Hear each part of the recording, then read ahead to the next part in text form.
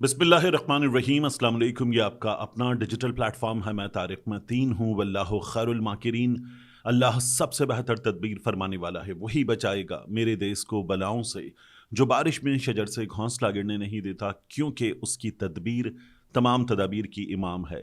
आज मई की 24 तारीख है। मेरा आपसे आज के दिन ये पहला इंटरेक्शन इतवार का दिन। और आज सुबह क्या भयानक सुबह है कि कोयटा में धमाका हुआ है। जो इब्तदाई इत्तलात आ रही हैं उनके मुताबिक इस धमाके में 2.5 दर्जन के करीब शहादतें हो चुकी हैं। कुछ हवालों से तादाद 26, कुछ हवालों से 24 बताई जा रही है। बहुत बड़ी तादाद में अफराद जख्मी हैं। धमाका इतना बुरा था, इतना ज़ोरदार था कि एक ट्रेन जो है, जो पटरी पर खड़ी हुई थी, वो उलट गई है, वो गिर गई है।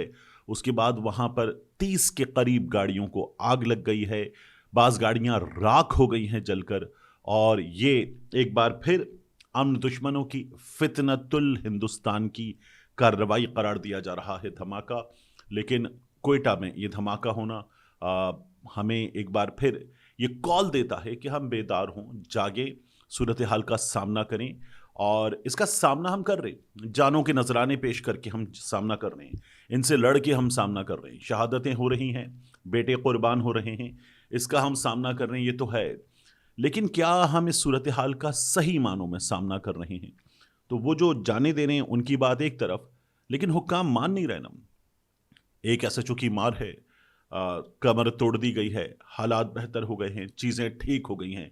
बलूचिस्तान में रिट ऑफ स्टेट है, ये हमारे यहाँ दावे होते हैं। और खैबर पख्तूनख्वा में रिट ऑफ स्टेट नहीं है, ये भी हमारे यहाँ दावे होते हैं।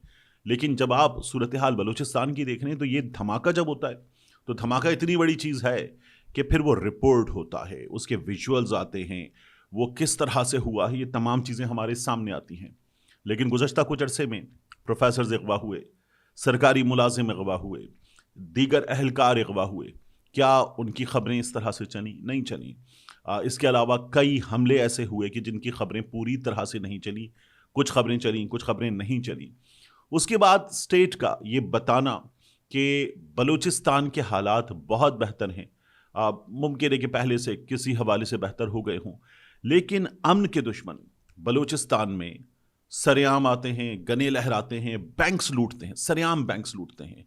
उसके बाद वो रॉकेट मारते हैं, शटर तोड़ते हैं, ऑफिस तोड़ते हैं, लोगों को उठाते हैं, ले जाते हैं, सड़कों पर नाके लगाते हैं, गाड़ियां रोकते हैं, तलाशी वो लेते हैं। गाड़ियां रोक के, शनाख्ती कार्ड देख के, डॉक्यूमेंट्स देख के, कुछ को छोड़ते हैं, कुछ को ले जाते हैं, ये भी वो करते हैं। और वहाँ पर कई फैक्टर्स है, यानी वहाँ पर दाइश भी मौजूद है, वहाँ पर शायद कुछ तालिबान के एलिमेंट्स भी मौजूद हैं, वहाँ पर जो अपने आप को BLA कहें, BRA कहें या कोई दीगर नाम दें, वो भी मौजूद हैं। वहाँ पर जिन्हें हमने फितनतुल हिंदुस्तान कहा है वो भी मौजूद हैं। वहाँ पर ईरान से बलूचिस्तान में आकर हालात ख़राब करने वाले ऐसे एलिमेंट्स मौजूद हैं जिनमें से कुछ को हमने पकड़ा है। ये तमाम बलूचिस्तान में मौजूद हैं। मगर क्या इन तमाम की मौजूदगी का हमने उस तरह से ऐलान किया है, इनका किला कमा करने के लिए उस तरह से काम किया है? अभी एक इंटरव्यू हबीब अकरम साहब को दिया सरफराज बुगटी साहब ने, और उन्होंने शहीद जनरल सरफराज के हवाले से बताया कि एक पॉलिसी ऑफ अपीजमेंट थी, FC की चेक पोस्टें वगैरह ख़त्म कर दी गई, कुछ लोगों को छोड़ा भी गया। ये बातें जब बताई जाती हैं तो एक आम पाकिस्तानी सोचता है कि सूबे के ये हालात और ये पॉलिसी, और इस पॉलिसी के तहत ये सूबा कैसे चल सकता है। मेरा गवादर जाना हुआ है, बलूचिस्तान में 1 से 2 जगहों पर और जाना हुआ है।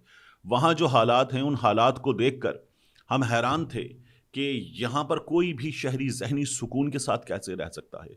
हम जब गवादर गए थे तो गवादर पर एयरपोर्ट से जो चाइनीज़ एक होटल जो पोर्ट के बिल्कुल अंदर मौजूद है, उस होटल तक पहुँचना जहाँ PM आ रहे थे, वहाँ तक पहुँचना 7 जगहों पर चेकिंग हुई थी, 7 जगहों पर। और वहाँ पर बाज़ मकामात पर गाड़ी बिल्कुल रोक ली गई कि कुछ जगहों से अब जो लिस्ट है उस लिस्ट की वेरिफिकेशन होगी, डबल चेक होगा, फिर उसके बाद अंदर जाएंगे। और फिर वो एरिया जो उस चाइनीज़ सेंटर और उसके बाद और ऊपर पहाड़ी पर है, वो ऐसा सिक्योर एरिया है कि वहाँ इशू नहीं था। वहाँ लोग आज़ादाना घूम फिर रहे थे। बाकी गवादर में जो शहरी हैं वो बड़े इत्मीनान से घूमते हैं, लेकिन उन्हीं के दरमियान वो लोग मौजूद होते हैं जिनकी वजह से सिक्योरिटी अहलकार وہ اس طرح سے موو نہیں کرتے، نہ اس طرح سے آنے والوں کو موو کرنے کی اجازت دیتے ہیں کہ یہاں حالات خراب ہیں. تو یہ بلوچستان کی ایک بہت خوفناک صورتحال ہے. اس صورتحال کا ادراک کر کے اس کا حل کرنا یہ بہت ضروری ہے، کیونکہ بلوچستان پاکستان کا مستقبل قرار دیا جاتا ہے. بلوچستان سی پیک کی وجہ سے پاکستان کا مستقبل ہے، گوادر کی وجہ سے پاکستان کا مستقبل ہے. پاکستان اور ایران کے درمیان جو فیوچر میں چیزیں طے ہونی ہیں پاکستان کی اکانومی کے لیے، ان کی وجہ سے بلوچستان پاکستان کا مستقبل ہے. بلوچستان باقی پاکستان سے زیادہ امپورٹنٹ ہوگا آنے والے دنوں میں، اور شاید اس کا ادراک ہم سے زیادہ ہمارے دشمنوں کو ہے کہ وہ ہم سے زیادہ وہاں پر اپنی گرفت مضبوط کرنے کے لیے کام کر رہے ہیں. امن کے دشمن وہاں پر کام کر رہے ہیں، تو ہمیں ان کو اکھاڑ کر پھینکنا ہوگا. یہ باقاعدہ طور پر کام ہونا چاہیے، جس طرح سے ملک کے باقی حصوں میں ان کو اپروٹ کرنے پر کام ہوتا ہے، بلوچستان میں اس کام کو کرنے کی ضرورت ہے. اب آ جائیے ایک اور بہت اہم معاملہ، یہ جو ایون پوڈ کاسٹ کے سعد صاحب اٹھائے گئے تھے یہ واپس آ گئے ہیں. اور سعد صاحب کے واپس آ جانے کے بعد ہمارے سامنے جو انہوں نے اپنا پورا مدعا رکھا ہے، اس کو اگر آپ دیکھیں تو انہوں نے شکریہ ادا کیا کہ جو ان پر بیتی وہ واپس آ گئے. لیکن وہ کہتے ہیں کہ میں واپس تو آ گیا ہوں، جو میرے ساتھ فزیکلی ہوا، جو ذہنی طور پر ہوا، جس ٹارچر سے میں گزرا، جس کیفیت سے گزرا، وہ ایک طرف، مگر ان کا لیپ ٹاپ اٹھانے والوں کے پاس ہے، ان کی اہلیہ کا لیپ ٹاپ اٹھانے والوں کے پاس ہے، ان کا گوگل پکسل فون اٹھانے والوں کے پاس ہے، ان کی اہلیہ کا فون، گھر کے 4 فونز اٹھانے والوں کے پاس ہیں. اور وہ کہتے ہیں کہ میرا یہ سامان جو ہے مجھے واپس نہیں کیا گیا. میں نے بھی سوشل میڈیا پر پنجاب پولیس کے حوالے سے امید ظاہر کی کہ انہیں ان کا سامان واپس مل جائے، امکان بہت کم ہے. تو اب سعد صاحب کو میں نے پہلے کبھی بھی یہ بات نہیں کی، وہ اٹھائے گئے تو ہم نے اٹھائے جانے کی مذمت کی، اس ظلم کی مذمت کی.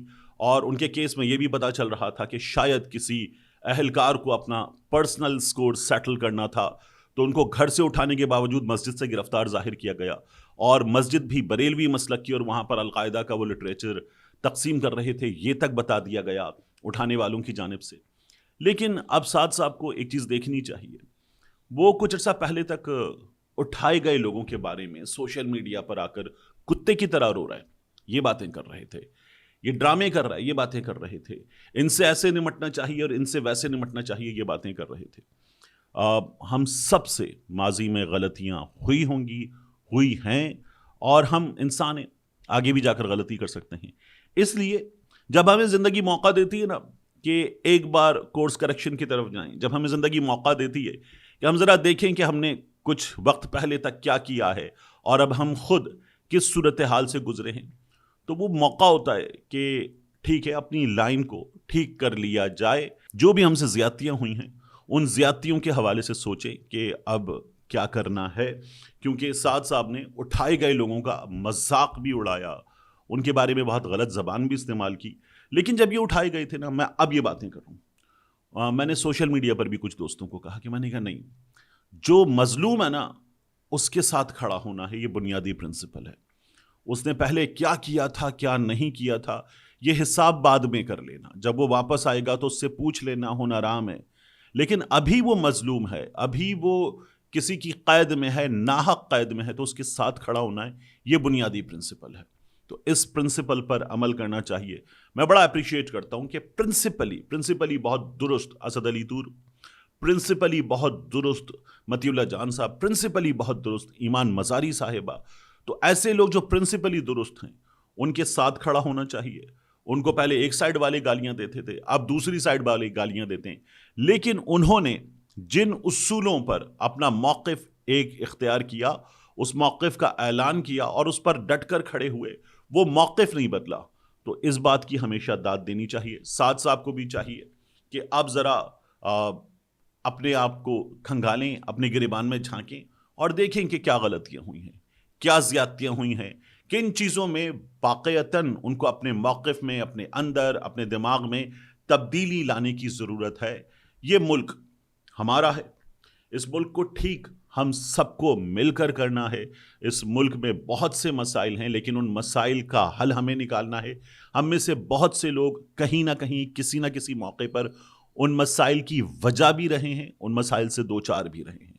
تو ایسا ہو نہیں سکتا کہ ہم ان مسائل پر بات نہ کریں، ان مسائل کے حل پر بات نہ کریں، ان مسائل کو پیدا کرنے والوں پر بات نہ کریں.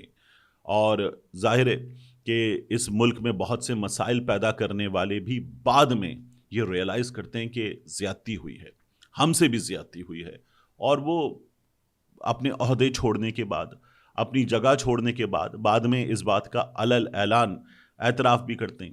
ہاں کچھ سیاستدان ہیں جو سبق نہیں سیکھتے، جیسے مسلم لیگ نون کے لوگ ہیں، وہ سبق نہیں سیکھے.